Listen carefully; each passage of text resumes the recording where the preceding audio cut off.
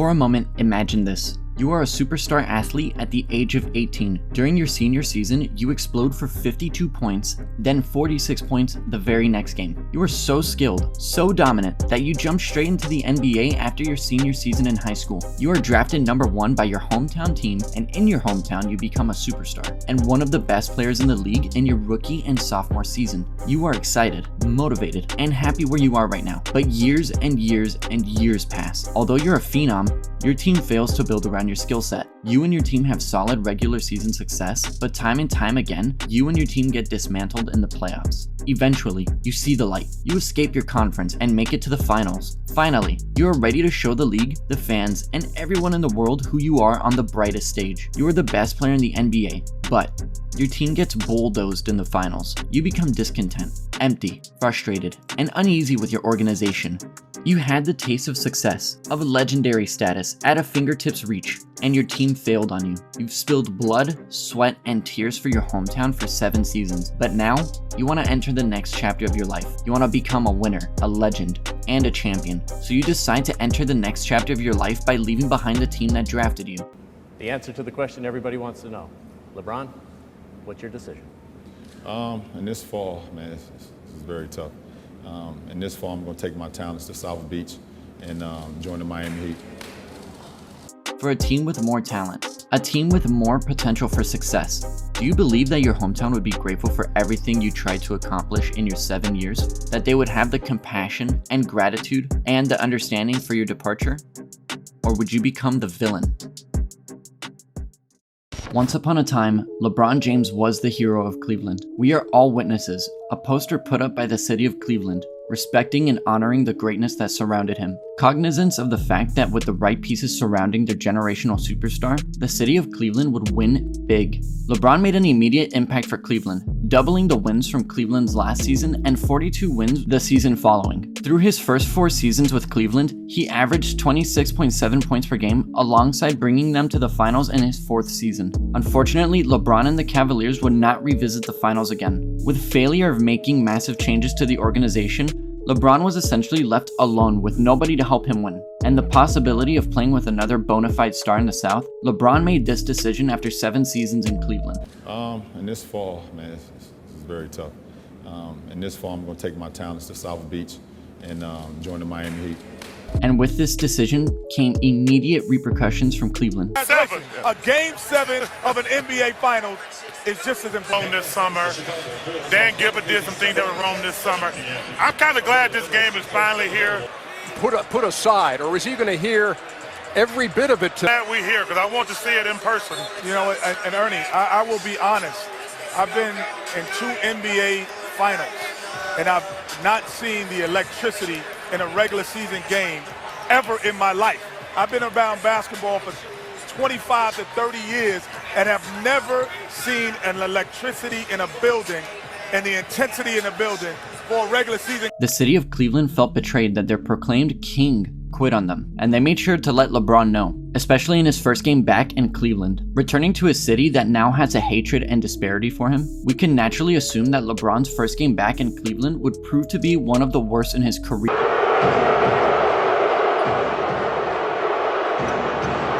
I was serious.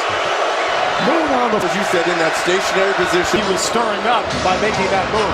Well, Anthony has checked in for Miami. Here is Will Gibson guarding the opposite sides of the court. Put them together. There's James over at the Cavaliers bench. See, and this is the problem with LeBron James and Boobie Gibson, them being somewhat friends. See, this wouldn't happen back in the day. Rebound of them, 18-9. Here's James off the fake. LeBron to the bucket. Clock to 5. James for 3. James steps back. Here's James on the move. Past Williams. It counts. They're going in 3 in a row. That's when teams get better. Here's Wade chipping it over to James. Yes, and the foul. Here's LeBron. Here's James on the move for Miami. James. Yes. Oh, my goodness. Yeah, this is not fair now. After an emotional first half, you took the game over in the third quarter, 24 of your 38 points. What were you trying to find? Your favorite spots in this court, or how were you able to get those shots? Well, I know this court. And I've made a lot of shots on this court. So just want to be aggressive, just try to keep them out of the game. I knew they was going to try to make a run in the third quarter, but we was able to get stops and was able to get some shots. It became personal with me. Okay, well, maybe this was a fluke. Some stroke of good luck. This is interesting. Let's move on to our next villain. Kyrie Irving, World B Flat. Uncle Drew. Like LeBron, he was drafted to Cleveland, where he said this in 2013. My name is Nick. Are you going to leave us like LeBron left us? It's a great question. No.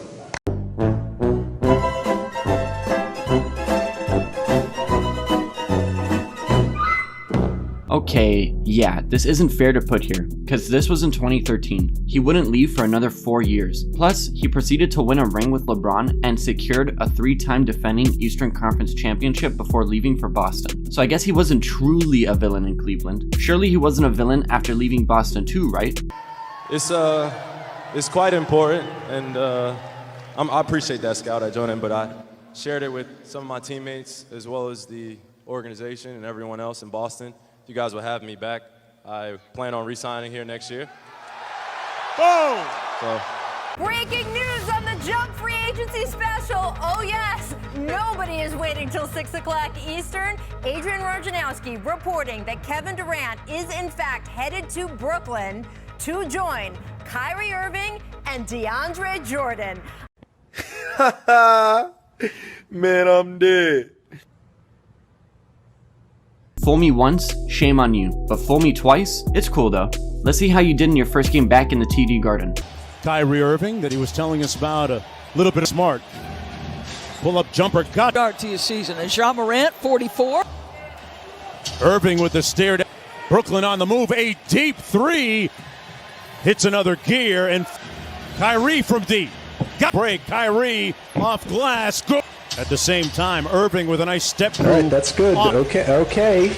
All right. Irving really has a head start. Okay, Kyrie, that's good. School time. That's good. Bring the Golden State Kyrie Irving, who launches another three here. And still to this day, love has not been lost between Boston and Kyrie. So just like LeBron, he averaged better scoring numbers against his previous team versus the rest of the season. Coincidence? The last player we'll be discussing today. You probably saw this coming. The biggest villain of this last decade, easily. Kevin Durant, aka the Snake. Just like all of our other players, they all made it to the finals with little to no success of actually winning. And after losing the 2012 NBA Finals, the Thunder would not revisit the finals again. The closest they got was in the 2016 playoffs when they were one game away in the Western Conference Finals. Up 3-1 against the Warriors, the Thunder were looking to close the series out, win their first Western Conference championship since 2012, and face the Cleveland Cavaliers in the finals. A starting lineup of Kevin Durant, Russell Westbrook, Aquaman, Andre Roberson, and Serge Ibaka. This dominant Western Conference team would look to close the Warriors out and have another chance of receiving the Larry O'Brien Trophy, the first since 1979. Final seconds, here's Waiters, and that will do it. The series, Thompson and Curry, and here is Thompson, but Durant his first. I was like, he just is not comfortable. Thompson, yeah, he pulls it back. Thompson wide open for point line. Here is Thompson has been on. And the ball slows down. Mark. All right, here is Thompson again. Klay Thompson has given the Warriors a 1-point lead. Here's Thompson who just checked back. Thompson out of possession. Thompson turning and to get set and knock it down. A long three for Thompson, and that is an NBA record. His 10th three-pointer of the night. Thompson fires for three. Can't find anybody. Like Durant came from out of bounds, and they turn it over. And Curry just runs it out. Defending champs, the Golden State Warriors by Oklahoma City. 3 of 23 in Game 6. The double. Or here on the road. From three-point range. Yeah. For the Warriors, Curry all the way sends Steph Curry. The Warriors want to trade 3 for 2. He's been such an important player over Durant. Curry with the short pop. And he fires. Yes! Curry will dribble it out. Mass hysteria here.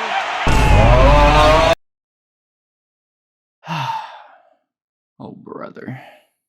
Okay, no need to panic. They were one game away from the finals. The best case scenario for the Thunder. They re-sign Kevin Durant, make their adjustments, and run it back next year. Simple. Stephen A., the news again coming in moments ago. Kevin Durant heading to the Golden State Warriors. How are you viewing this move from Durant? Well, I'm viewing it as the weakest move I've ever seen from a superstar. It's not that he's leaving Oklahoma City. If you're not happy there and you want to move on and you want to grow as a player, there's nothing wrong with that. But the flip side is this. They were up 3-1 in the Western Conference Finals. Not one, not two, but 3 different times. He was 48 minutes removed from getting to the NBA Finals by winning the Western Conference. 3 times he failed, particularly in Game 6. And you depart for the team that beat you when you're on the cusp of getting to the finals yourself or ultimately winning the championship for the franchise that you've been with since you've come into the NBA, I think it's incredibly weak. This is pretty terrible. So he definitely won't have a great comeback. Over the first 4 games. 2 years. Did a nice job hitting the bat with a mismatch. Again with a mismatch. Spins away. I mean, I can't wait to see what this team does as Water. 14 points. Beautiful spin. Got to it a bit out of range, but it saved Durant for 3. Durant wide open for 3. Here's Curry behind the back. Durant for 3. Durant off the fake. Got the step with the block shot on Westbrook. Pulls it up for 3. Yes. He is back. Thompson took it away. Fires. No, he saves it. Durant up to the screen. Didn't get it. To the dreams. Think about it. They're a block away. Oh! Good God almighty. What's really going on here? Alright, it definitely cannot be a coincidence now. Maybe we had it wrong from the beginning. Maybe these players feel some sort of way for their previous organizations, because time and time again, some of our favorite superstars are sending a message. I only listed 3 here, but there are a plethora of stars that I didn't list. Maybe the true villains are the teams who constantly fail to build a true championship contender around these superstars. Unfortunately, because it sounds better and is easier to write a story around, social media and journalists paint the picture of these superstars betraying their old teams, letting down their old fan bases and everybody involved. By the way, if you think these games are just coincidence, check this chart out. And as always, thanks for watching.